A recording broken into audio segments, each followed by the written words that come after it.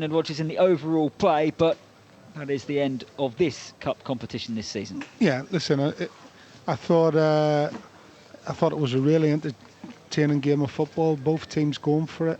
After when you haven't played that many minutes in a season, it's not easy to get yourself up, but physically get yourself up for 19 minutes. But I thought that they applied themselves fantastically well tonight, the players. Yes, they came up short. But as I said, definitely creating the best chances of the game tonight, Leicester City. So they can count themselves a little bit unlucky that they've come away getting beat 2-0. It's time for your Leicester City man of the match, Jerry Taggart. Well, yeah, special mention to Wes Morgan, I have to say first. I thought, he comes in, he just does a job, Wes. So he's done really well. I thought Dewsbury Hall came in, I thought he did really well as well. But if you're talking about a game with lots of energy, but, little opportunity to score goals, then I would say the one player who was always a threat and always looking to create and almost scored the goal of the night is James Maddison. First start for 3 months, James Maddison got excellent minutes under his belt. That's the positive from tonight. The negative is that Leicester City are out of the competition full-time here at King Power Stadium. Leicester 0, Arsenal 2. Back to Dan in the studio. Thank you very much, Chris. Yes, disappointing. Leicester City's Carabao Cup campaign ends as quickly as it started here at King Power Stadium this evening. Leicester 0, Arsenal the visitors 2. Walshy, will come to you first as you're in the studio. Over the course of the next half an hour, we'll have all the post-match reaction. Hopefully we'll hear from Brendan Rodgers as well. But yeah, Walshy, you're in the studio alongside me. It was, as Jerry said, really, he summed it up quite nicely. It was a great game of football. Just unfortunate, Leicester, there that they couldn't get anything from it. Yeah, I enjoyed the game. I really did. I think Arsenal had another gear in that second half. And for 25 minutes of that second half, Leicester really found it hard to play against and had to just sit back. And it was hard to get out. Arsenal were recycling the ball, just keeping it, and they looked fast down the flanks. They caused a lot of problems in the end, and you'd expect that with the class of players they've got on the pitch. Like I say, it's a valiant attempt from Leicester. I think that they've taken a lot of positives from the game, and you can clearly see what the intentions were. And albeit we've give Arsenal a run for the money in a sense, and we're close to the better chances. If one of those gone in, it might have been a different story. But you've got to give Arsenal some credit for how they pressed, how they pushed us back, and made it very, very difficult to get out. So Arsenal deserved the win, I guess, in the end. I think everyone that listened to our coverage at half-time knows exactly who is to blame for that Leicester City victory, and that is Ewan Roberts, for saying what he said about Nicolas Pepe, who then 5 minutes after the break did what he did to brilliantly set up that Arsenal goal. Ewan, what do you have to say for yourself?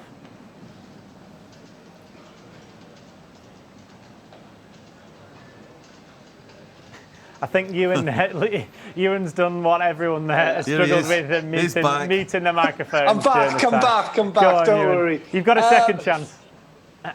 He has got quality. They've paid a lot of money for him, but he was anonymous in that first half. I don't care what anybody says. I thought Luke Thomas played him ever so well. The first goal, I think Luke just gets himself a little bit too tight, which enables Pepe then to drift past him. I mean, both goals were very, very lucky. Let's be honest, it's not as if they've opened Leicester out and scored a fantastic goal or fantastic goals. A lot of luck on both the Arsenal goals. But I do think, though, Dan, I don't know about you boys there, that Leicester got punished for a sloppy 15-20 minute period at the start of that second half, and by that I mean caused their own problems trying to play out the back. Danny Ward, giving the ball away. Christian Fuchs did it on a couple of occasions. And I am a big admirer of the way Brendan wants his team to play. He wants them to play out the back through midfield. But sometimes, especially when you've got a team, as Arsenal did tonight, who do squeeze up, who do push men forward and put that high press on you, sometimes it's impossible to do that. Sometimes you've just got to clear your lines and get the ball up and squeeze up as a unit. And I just think on 3 or 4 occasions in that opening 20-minute period of that second half, Leicester were sloppy in their play. Yeah, I think, Jerry, is it fair to say that Arsenal were as good off the ball as they were on the ball, the way, as Ewan referenced there, that they were pressing, particularly in that second half? Yeah, very well organised, Arsenal, you have to say. You know, a far cry from what they were before Arteta came in. I don't know if you heard it in commentary about every time the ball went into one of Leicester's front players, the defenders were right tight on them, not squeezing them, not give them any opportunity to get the ball down, turn, get Arsenal on the back foot. It was just in that first 5 minutes where Arsenal were still in the dressing room, so to speak, Leicester created a couple of shooting opportunities, and they never hit the target in the first 5 minutes, the second half. And then after that, Arsenal just came into the game more and more, and they looked comfortable in the main, apart from the couple of opportunities that there was. You know, the main one being from Iosi Perez from point blank range. You have to say that Arsenal in the second half, just, you know, controlled the game for large parts. Yeah, Walshy, I think Arsenal, you have to give them credit tonight, don't you? Particularly that young crop of players that they've got, because they were extremely impressive throughout that game, particularly, I guess, the game management during that second half after they took the lead. Yeah, you can see that they're educated by a very good manager now. You can see what is instilled into these players, and you know, for me, a lot of it was the work rate from when they were, you know, last year. They really, under Emery, they struggled like mad with that. But look, you look at the 2 goals. You know, I've just seen the first one, and you couldn't be any, the rebounds of the ricochet, and it's just bad luck. You look at that goal, and then the second one, in a sense, and another. But it did start from Danny Ward's. You know, there was just one mistake he made in that whole game, really, and it was that pass out which led to to their first goal in the end. And we just got a little bit sloppy. I think Ewan just mentioned that we just thought you could see it. Just, you know, there's quite a few passes going astray, and Arsenal just at that time had got a hold of the match, and albeit they got 2 lucky goals. Bellerin's done really well on the second one, and you know, again, it's just a goal that a scrappy, messy goal that's took Arsenal through in the end. But looking at the overall picture of how we've played and gone about the business and how tactically we've done things, I thought it was great, and it shows you that we've still got a team to compete with, to play against somebody and resting 11 players. It's a great thing that you can do that. You know, we will need this squad in games to come. We've got so many games, and so I'm not too worried. I don't think Brendan will be. I think that he'll be happy. He'll take the positives from that, and look at a few of the negatives. But overall, I think everyone gave the best, and that's all you can ask for. Ewan, is it almost fair to expect that there would have been a little bit of rustiness from Leicester, particularly in that second half, and particularly from those players that maybe haven't seen too much football? Because people forget, obviously, the Project Restart was only the Premier League games. There was just that one FA Cup game as well. So there's bound to be a little bit of rustiness, particularly in those fringe players. Yeah, and I think that is a really, really good point, Dan. I really, really do. And the starting 11 tonight, how many times have they played together and got that understanding that you need? Not too many times. I wouldn't have thought. I'm just looking at that Wes Morgan clearance again. That was unbelievable, by the way. So yeah, you know, it's hard to be overcritical. It really, really is. You know, there was no lack of effort, no lack of a work ethic in there. They just got, at times, they got caught out with sloppy little passes, giving the ball away a bit too cheaply. But even saying that, they had the chances. You know, the Perez header, he's got to score for me. You know, Maddison's chance that he's so unlucky in the first half. Iheanacho in the opening couple of minutes. I would have liked to have seen Jay Leno worked a lot more in the Arsenal goal. I think he had 2 shots on target to save, 1 in the second half, which will be a disappointing aspect of the 90 minutes. But all in all, you know, they're up against a good side, and we've spoken about the youth in that Arsenal side. Let's not forget young Dewsbury Hall. You know, he's playing up against an England under-21 in Joe Willock, and I think he won that personal battle, and all credit to him. I think, Jerry, let's talk about that Jose Perez chance, because it was a really, really good chance for Leicester to equalise with about 10 minutes to go, and the ball in firstly from Mark Albrighton was brilliant, wasn't it? Oh, fantastic ball. And the lads will tell you, when you get that sort of time and space inside the box, then you're expected to score. It's as simple as that. If you miss an opportunity like that, then you can expect some stick in the dressing room afterwards, because invariably you just don't get that kind of space inside a box, especially from a dead ball from a free kick, never mind a corner. So when it comes your way, you have to take those chances. You have to hit the target at least, and he did neither. So, it was disappointing, uneven. Yes, he's come off the bench and he might have been a little bit cold, but again, he's a striker, he's a forward. You'd expect him to have that instinct to know where the goal is, and it was just unfortunate he couldn't hit the target. How impressed, Jerry, were you with Mark Albrighton? Because obviously there was that ball in that was really good in the first half. There was a couple of great balls in towards Iheanacho, particularly the one that we spoke about at half-time, the Iheanacho effort, the first touch from Albrighton, the second touch to play it in. Yeah, fantastic. I think he had a great game, Albrighton, and he very nearly got my man of the match. And I know he had a bit of a rough time of it in the first half, especially, but they were just bombing up and down the wings, Arsenal, in that first half. But he stuck to his task manfully. It's not a role he's used to, and in Saka, you've got to say, he's one of their most productive players down that left-hand side. And then on the flip side of that, getting forward and playing 2-3 lovely balls, you've got to say, in that first half. And really, again, should Iheanacho do better? It's hard to say. I thought Leno did well. It's a good leg he stuck out there, Leno, to save from Iheanacho. He's done the right thing, Kelechi. He's took it first time. Could he have done better? We'll never know. But Mark Albrighton had a good all-round game. Just a couple of results elsewhere to pick up in the League Cup this evening. Chelsea beat Barnsley 6-0. Everton won away at Fleetwood 5-2. And Newcastle beat Morecambe 7-0 away at Morecambe there. But the headlines here from King Power Stadium, if you are just joining us, Leicester City are out of the Carabao Cup for this season.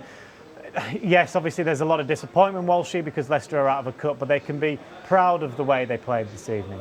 They certainly can. I think everybody who's seen it will agree that, you looked at that starting lineup and they must have thought, well, we've got one eye on Man City on Sunday. We've got other more important things. But, like I said, Brendan will always put a team out that he believes that can do a job and win a game of football, that's for sure.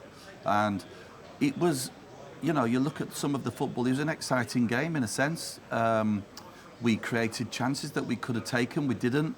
And, on another day, we might have had a bit better luck with those 2 goals that went in for Arsenal. So overall, he won't be too bothered about this. I think, like I said, the lads have given everything. Albrighton, again, you would speak about him. I thought he had a terrific game. He was probably my man of the match, maybe Maddison as well, involved in that. But there were some great performances, and you had the better of the chances, although Arsenal pressed very high in the end and forced the game, and they played very well in that second half. So I'm quite, I'm not too disappointed. Which, I bet there are a lot of Leicester fans thinking, it's a shit. This cup with us is the League Cup's always been good with us, but instead of a semi-final, nearly a final last year, we're out in the third round. So look, we've got a lot of this season to go. It's the beginning of the season. There's a lot of players to come back, and you know, when you look at the balance of the team and your first 11 that you could play, then you've got the makings of something good. And they're getting there, these lads, they're learning, they're developing, the younger lads. So again, it's another fitness outing as well. So, you know, Maddison needed this game. I think that 70 minutes he played in, he definitely needed that. So all round, it's been a worthwhile evening. Let's look ahead now then to Sunday and the game that Leicester have there. They've got a couple big ones coming up, you have to say. There's no, obviously, Carabao Cup game this time next week as there might have been had Leicester beaten Arsenal tonight. They're the upcoming 3 fixtures then. So Manchester City away, of course, followed by those 2 home games, which are sandwiched with that international break in between there. Ewan, if you're to look at those 3 fixtures then, what do you think a good points tally would be for the Foxes? Can you tell me the 2 after Saturday, Dan? Of course, Sunday, yeah, it's West Ham. I'll tell you what. Obviously, it's, out of the 3, the Man City one stands out by a country mile because what they've got up there, what they've achieved, the squad that they've built, the money that they've spent. So it's always tough. You know, I think they've beaten Leicester 8 times in their last 9 games. So Leicester have always found it hard against Man City. They did the double over Leicester last year. So if Leicester were to take 6 points from those 3 games, I think that would be a very, very good tally, which obviously means they're going to have to lose one. And if you have to pick one, the one that stands out is the one on Sunday at the Etihad. But the other 2, I'd have to say very, very winnable against West Ham and against Aston Villa, 2 teams who are going to be down there fighting relegation. Yeah, those 2 games are huge, Jerry, aren't they? Looking ahead to them, we already pinpointed the West Brom away game, the Burnley home game as potentially winnable games, and then those 2 home games that follow the Manchester City game are massive. Yeah, without a doubt. You know, Walshy's right in what he said. Brendan may have had one eye on that Man City game. I think Brendan, after the 2 opening games, will go there with a modicum of confidence, thinking that he can get a positive result there, and why not? He should do. You know, and don't forget that Man City, I think they've only played 1 league match, haven't they? So yeah. Leicester are a couple of games ahead of them already. So that'll be their 2nd league game. So the advantage, I'm not saying there's an advantage, but you know, there's in Brendan's mind, they've got a slight advantage as far as match fitness is concerned, Premier League fitness is concerned. 2 good wins under his belt. He'll be going there feeling pretty confident. He'll also understand that Man City are trying to grapple back the title from Liverpool, so they'll mean business. So it's going to be a very, very difficult game. There's no doubt about that, but definitely the other 2 games being at home, you've got to fancy yourself against both of them teams. Yes, Aston Villa have had a good start with a good, decent win against Sheffield United the other night, but you've got to fancy your chances against both of them teams at home. That game on Sunday, let's look ahead to that one first, Walshy. It's got all the ingredients of a really, really good Premier League game. As Jerry said, they're only Manchester City's 2nd game in the league. Leicester go there as league leaders, of course. They've done that before at the Etihad as well. So it should be a great game. League leaders, yeah. You forget, don't you? The 2 games in, we're top of the league. It's always great to go up to Manchester. I somehow get hospitality up there. I've got a very good friend who always looks after me. I love going up there, and it's back up north for me. So you listen, like Ewan said, you know, if we can get anything out of this game, it's a bonus. Man City are one of the, you know, them and Liverpool are going to be fighting it out, aren't they, again this year? You would think so. We're capable of going there and doing something. Yes, but it's going to take an almighty effort from everybody. You know, everybody have to play 90% of the best game that they can play and be well drilled, well organised, and but still, you know, you never know in football. And can we catch Man City cold? Possibly, and who knows how good we really are. We, you know, sometimes, you know, we do get frustrated and don't play to our best. But I mean, that's football for you, and I think Leicester are in a good place at the minute, and it's exciting times. We've got some terrific players who can do it. So let's go to Man City with confidence and have a good go at it. We lose, we've got 2 games straight away after that. This is the big thing now. It's very difficult for players in a scenario like this, playing so many games so quickly, and it's how they rest in between, and how they get up for these games. So, but that's the manager's problem. He's got to lift them. He's got to make sure that they keep, get that rhythm, that intensity, and we've got a chance. Yeah, it has been a great start, as we alluded to in the pre-match show, Ewan, but Leicester can go to the Etihad on Sunday and really go there and try and make a statement. Absolutely, why not? And I don't know if you saw the game on Monday night, the Monday night game, Wolves v Man City. And Man City, I thought they played well in the first half, but in the second half, I thought Wolves gave them a right good go, and I think Leicester, and I'm sure that Leicester players would have watched the game, they can take a lot of heart from that Wolves performance in the second half. Wolves should have scored 3, maybe 4 goals. They only just got the 1. You look at, I think Man City have got a few injuries. There's no Aguero, there's no Laporte. The central defensive pairing of John Stones, who I don't think Guardiola really fancies, but he's having to play him because he hasn't got any other options. He's playing alongside Nathan Ake. They haven't really got that understanding at the minute. So absolutely, Jamie Vardy can get a lot of joy from those two, most definitely. I look at Mendy at left back, he can be got at.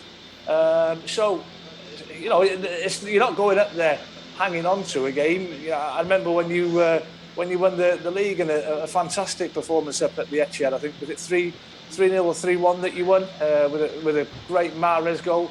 So yeah, you don't go up there to defend for your lives. You've got to attack when those opportunities come your way. Obviously, you're going to have to be defensively sound and solid and keep that defensive shape and discipline, because Man City, with the likes of De Bruyne, Foden in midfield, can hurt teams. But yeah, you shouldn't go up there and be afraid, and you've got to embrace it when you go to these places. So we could look at Ndidi coming back into his normal position with Johnny Evans coming back as well. You've got to look at that and think, but that'll make us a lot stronger. So yeah, why not? Why can't we go there and get something? We've got to have that belief, and that's what Brendan will be saying. As Ewan said, Jerry, Wolves created a lot of chances against Manchester City the other night, and if we see Leicester be as clinical as what they were in their opening 2 games, you can see them easily scoring at least 1 goal on Sunday. Well, it's interesting. In key areas of the pitch, Manchester City are struggling at one at the back, one up front. Yes, they won the game, the first game. But for someone like Jamie Vardy, he must, if he comes up against Man City, there's no Laporte and John Stones is playing Mayaki, then he's got to be licking his lips, in my eyes. He really has. And I think in the past, if I'm going to be slightly critical, I don't think they've approached the game tactically in the way we expect Leicester to approach games, and that means go and press, go and attack, go and stamp your authority on the game. From my mind serves me right, the last game against Man City up there. So I want to see them go there with a really positive attitude. That might have been down to personnel being available, I'm not sure. But I think if you know what their team sheet's going to be before we go up there, and you see that game against Wolves, then you have to be willing to take the game to Man City and not be afraid of getting beat. Yes, they're a quality team, and yes, we all know it's going to be a very, very difficult game, and we're not going to be favourites. Man City are going to be odds-on favourites. So go there with that kind of attitude. You've got nothing to lose and everything to gain by going and having a go at Man City. You get the sense, Ewan, that Brendan Rodgers can very much convey that message in a dressing room. He can say to these players, let's be brave here, let's go and play our football. I think you can see that from the start of the season, Dan. The way the lads have come back, responded, got over that disappointment of finishing fifth. Disappointment of finishing fifth. Can you believe I'm even saying that? And just missing out on Champions League football. I don't think there's anybody better in getting that across to a team, to a squad of players, in a calmer way than Brendan. You know, I think that's a great strength that he's always had in his managerial career. And he'll go there. He'll have a game plan.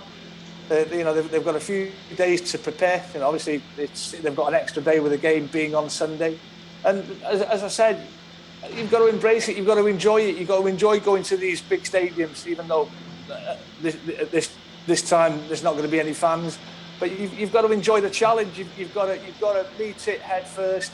You know, grab the bull by the horns, and you never know. You can come away with 3 points. A couple nice selection headaches for Brendan Rodgers as well, Walshy. You've already referenced Johnny Evans, that suspension. Does that mean indeed he goes in midfield? Harsh on Mendy, that he wouldn't play because of the way he's played. And then similarly with Dennis Pratt, we saw James Maddison. He looked bright, he looked sharp this evening, but Dennis Pratt has been really good in that midfield as well. Well, you can bet your bottom dollar that you know, things can improve with the team selection. There's no doubt about that. You know, the one thing Ewan just brought up as well is that the crowd, you know, especially at the Etihad, it plays such a massive part.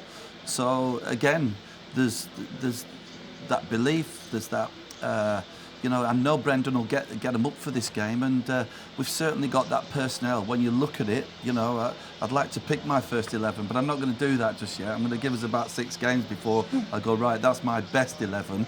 But it's great that we've got a backup squad now, and you've got strength in depth, you've got youth coming through, you've got a lot of pace, you've got a lot of goals in your team, so you know, people can't take Leicester for granted anymore. Well, thank you very much for your company here in the studio this evening, Walshy. Thanks to Jerry. I know you can go and get warm now because it has got a little bit cold there at King Power Stadium. And Ewan as well. Your internet was able to hold up for us for this final part, so thank you very much for that as well. Unfortunately, Leicester's Carabao Cup journey has come to an end this evening at the hands of Arsenal, but not to worry, the Premier League is back on Sunday. We'll be back with Matchday Live from 3 o'clock, so do tune in to LCFC TV then. Thank you.